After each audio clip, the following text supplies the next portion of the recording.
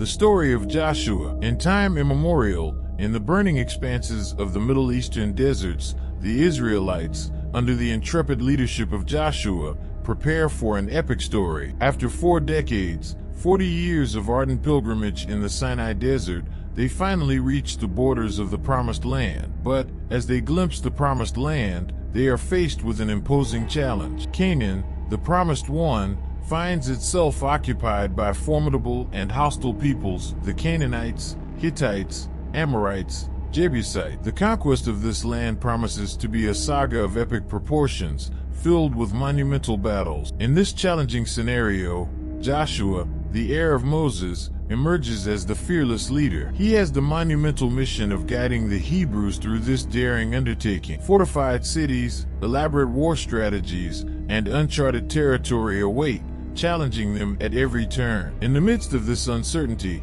trust in God becomes the only compass, guiding them in this unpredictable odyssey. Prepare to be enveloped by a narrative full of twists and turns, where courage faces adversity and faith becomes the driving force. The story of Joshua and the Israelites promises to be an epic of unparalleled proportions. Then, who was Josué? Joshua, also called Hosea, Numbers 13:8, Numbers 14:6, meaning God saved. Joshua was originally called Hosea. However, his name was changed by Moses in Cade. Hosea means to save, but following the Hebrew and Semitic practice of changing names to sanction a change in status or destiny, Moses, under the influence of the Spirit of God, gave the name to the eldest son of the tribe of Ephraim. He changed it to Yehoshua. With the name change came a change in his role and responsibility before God and the people of Israel. In the Hebrew canon,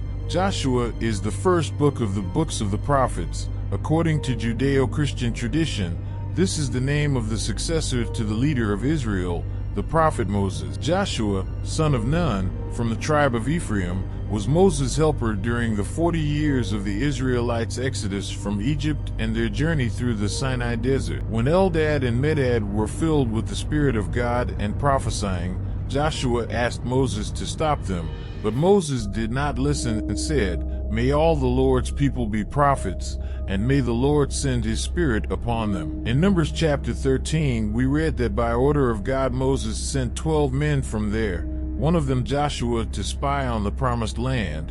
After 40 days walking and observing the Promised Land, the 12 spies returned to the camp of the people of Israel and in front of all congregation led by Moses and Aaron, report what they saw and heard and tasted. 40 days later, only Joshua and Caleb presented a favorable report. After the death of Moses, Joshua led the Israelites in the conquest of the city-states of Canaan and was responsible for leading the Israelites to the conquest of the Promised Land. The biblical narrative makes it clear that Joshua was one of the greatest strategists in the history of humanity, leading the people of Israel into conflict with approximately 30 cities in the land of Canaan during a military campaign to invade their people. His ingenuity as a war strategist is evident in the way he commanded numerous armies and obeyed God's orders to judge the Canaanite people, who, among other barbaric acts, sacrificed human beings to their clay gods, including children. Joshua had a different approach from other people who invaded and dominated territories in antiquity,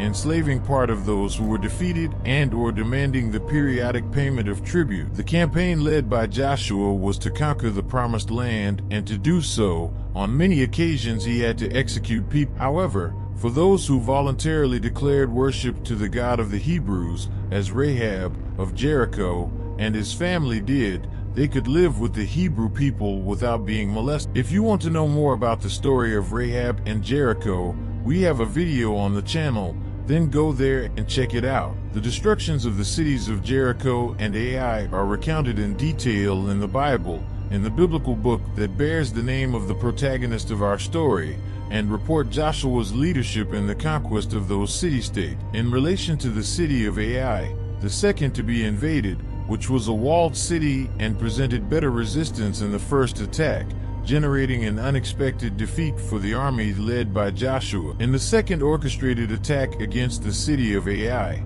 Joshua set up an ambush behind the city. When he instigated the king of Ai to leave the city with his army to pursue him with the Israelites, Joshua had left a group of 5,000 men hidden behind the city, who invaded it at that time and set it on fire. They then surrounded the king of Ai with his army, who only at that moment saw that they had fallen into a trap and were surrounded on both sides by enemies. The army of Ai was entirely defeated by the Israelites, but the king of Ai was captured alive and taken to Joshua. After this, the Israelites returned to the city of Ai and killed the entire population, not stopping until all the inhabitants of Ai were killed. According to the Bible, the total number of deaths in the city was 12,000 people. Then Joshua ordered the city to be set on fire, turning it into a pile of ashes. King of Ai was executed after the total destruction of his city and was then hanged from a tree. After the death of Moses,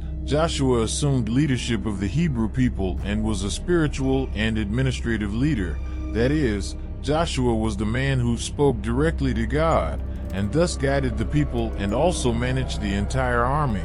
He was a type of judge who judged conflicts and was also the great war strategist. Joshua was a soldier who led Israel's warriors in all battles. In the time of the prophet Joshua, Gibeon was inhabited by the Hivites, one of the 7 Canaanite nations. Thus, after the destruction of Jericho and Ai, the men of Gibeon, evidently also representing the other 3 Hivite cities of Kephirah, Beeroth, and Kiriath-Jearim, sent a delegation to Joshua in Gilgal, asking for peace. Plot unfolds with an ingenious ruse by the inhabitants of Gibeon. Knowing the Israelites' formidable confidence, the Gibeonites fear for their own survival. With a cunning ruse, they disguise themselves as travelers from a distant land and seek a peace pact with Joshua. You check the details of this event in Joshua chapter 9. Joshua, leader of the Hebrews, confident in his own sagacity, accepts the pact without seeking divine guidance. Truth is revealed later. Gibeon is a surprisingly short distance away,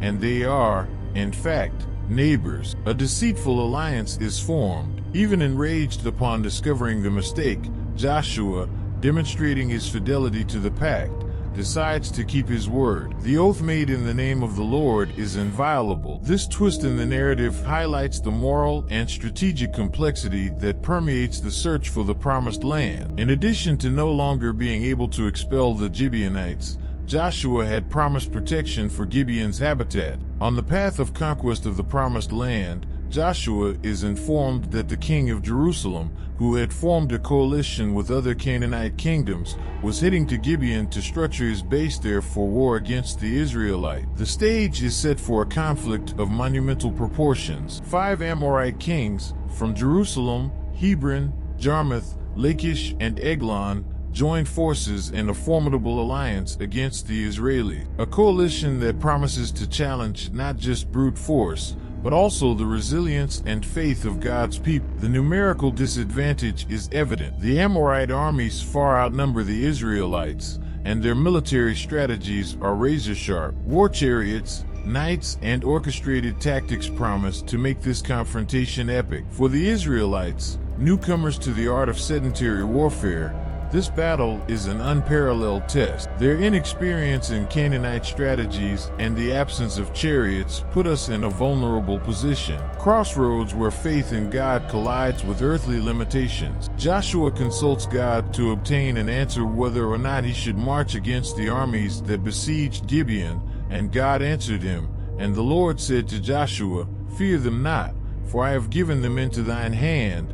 None of them will be able to resist you." Joshua 10 verse 8. Upon receiving this answer, Joshua gathered Israel's men of war and marched against Gibeon. And he traveled all night with the aim of taking the enemy armies by surprise, and that is what happened. The Hebrew people pursued their enemies who fled from them. According to the Bible, God himself threw great stones on the Amorites that fell from the sky, and more people died from the hail of stones than were killed by the sword by the army of Israel.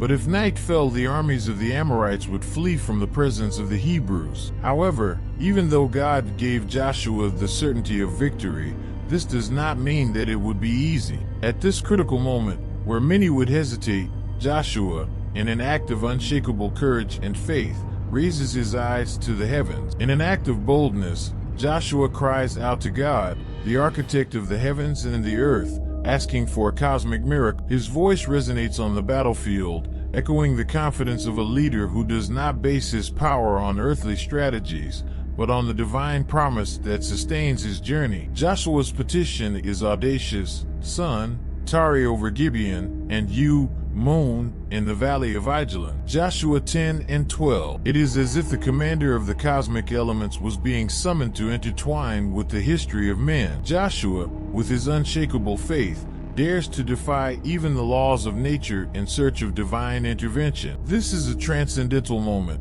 where one man's faith becomes the event for an unprecedented miracle. The battle is beyond human abilities, and Joshua confirms that only the creator of the universe can intercede in this chaotic scenario. And the sun stood still, and the moon stood still, until the people took revenge on their enemies. Is this not written in the book of Jasher? The sun then stopped in the middle of the sky, and did not hurry to set, for almost a whole day. And there was no day like this either before it or after it, when the Lord heard the voice of a man, because the Lord fought for Israel. Joshua 10 verses 13 and 14.